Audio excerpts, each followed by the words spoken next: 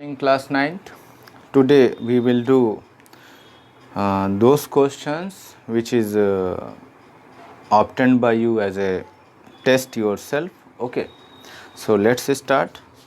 Question number 1, जिन भी बच्चों को क्वेश्चन में प्रॉब्लम आई होगी वो इससे अपने डाउट क्लियर कर लेंगे। पहला जो दिया हुआ है इन गिवन फिगर 4.253, तो सबसे पहले हम लोग फिगर को जो है कि देख लेते हैं क्या दिया हुआ है भाई। फिगर कुछ इस तरीके से है, ए ओ एंड बी, और यहाँ पर इस तरीके से वैल्यू दिया, ये है सी। ओके, सो 62 डिग्री और ये क्या है, एक्स डिग्री है। तो इसमें ऑप्शन बताना है कि find the value of X. If angle C O A is equal to 62 degree then find the value of angle X. So I think ये तो सभी ने कर लिया होगा। This is very easy. Angle X plus angle C O A is equal to 180 degree by linear pair angle. So angle X is equal to 180 minus 62 degree, so it becomes 118 degree. Okay, सभी का आ गया होगा ये। Next question की तरफ बढ़ते हैं।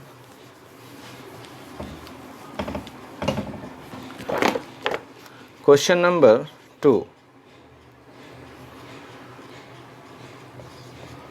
Question number 2 in the figure 4.25, figure दिया हुआ है, आप देख सकते हैं। इसमें एक एंगल 106 डिग्री और दूसरा angle 118 degree. Okay, A B C D and F. Question क्या कह रहा है कि इन फिगर, सॉरी ये क्वेश्चन 4.25 का फिगर नहीं है,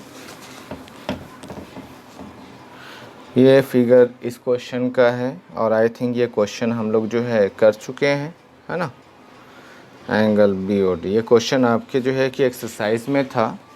इस क्वेश्चन को हम लोग कर चुके हैं। बहुत से बच्चे जो है क्वेश्चन नंबर 4 और क्वेश्चन नंबर 8 के बारे में डिस्कस कर रहे थे। आइए क्वेश्चन नंबर 4 और 8 को करते हैं।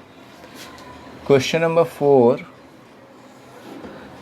कुछ इस तरीके से दिया हुआ था। x 120,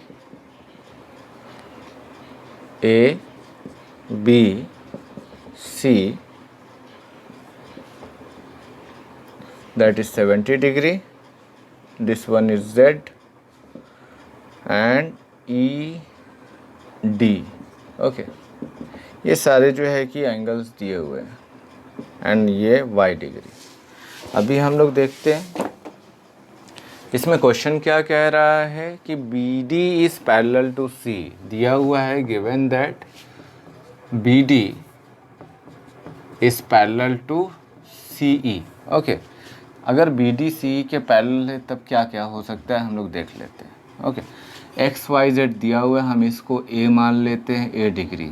ठीक है, तो यहाँ पे हम लिख सकते हैं angle A plus 120 degree is equal to 180 degree by linear pair axiom. So angle A is equal to क्या आएगा, 180 minus 120 is equal to 60 degree. Okay, one more thing, यहाँ पैरेलल लाइंस होंगी तो ट्रांसवर्सल भी फॉर्म हो रहे हैं, तो हम एलाइड, को इंटीरियर, कॉरिस्पॉन्डिंग और अल्टरनेट का इस्तेमाल करेंगे। तो आप देखिए एंगल ए और एंगल वाई कॉरिस्पॉन्डिंग होगा कब, जब बी डी पैरेलल होगा सी के। तो ये दिया हुआ है B D is parallel to C and D E is transversal.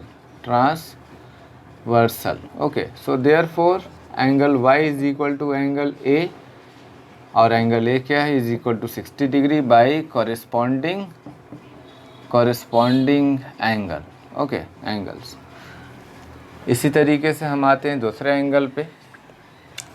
Same condition, if B D is parallel to C E and B C transversal, B C is transversal. Okay, अगर B C transversal होगा तब देखते हैं क्या है, तब angle z बराबर 70 degree हो जाएगा। किस नियम से? अल्टरनेट इंटीरियर एंगल से। ओके, अभी इसके बाद कुछ और भी आप मान सकते हैं, जैसे इसको B मान सकते हैं, इसको C मान सकते हैं। तो आप देखेंगे एंगल B बराबर आप लिख सकते हैं 70 degree by vertically opposite angle, और एंगल C बराबर आप लिख सकते हैं angle A is equal to 60 degree, ये भी by vertically opposite angle. Okay, now in triangle ABD, अब ट्राइंगल ABD की अगर हम बात करें तो इन तीनों एंगल का सम 180 डिग्री होना चाहिए, यानी angle X plus angle B plus angle C is equal to 180 degree by ना angle sum property of triangle. Okay, so angle X plus angle B क्या है भाई? 70 डिग्री। एंगल C क्या है? 60 degree is equal to 180 degree.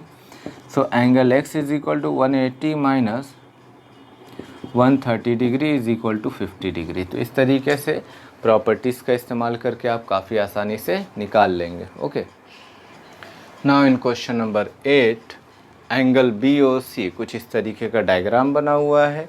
यहाँ पे question हमें क्या क्या दे रहा है? हमें क्वेश्चन बता रहा है एंगल BEBC को बाइसेक्ट कर रहा है BO, बाइसेक्ट का मतलब दो बराबर भागों में बांट रहा है, और एंगल FCB को बाइसेक्ट कर रहा है OC, इसको भी दो बराबर भागों में बांट रहा है। ठीक है, और हमें प्रूफ ये करना है। तो यहाँ पे हम चाहें तो कुछ ऐसे टर्म्स यूज़ कर सकते हैं जिससे लिखने में आसानी हो। तो जैसे हम लोग लिख सकते हैं इसको ABCD।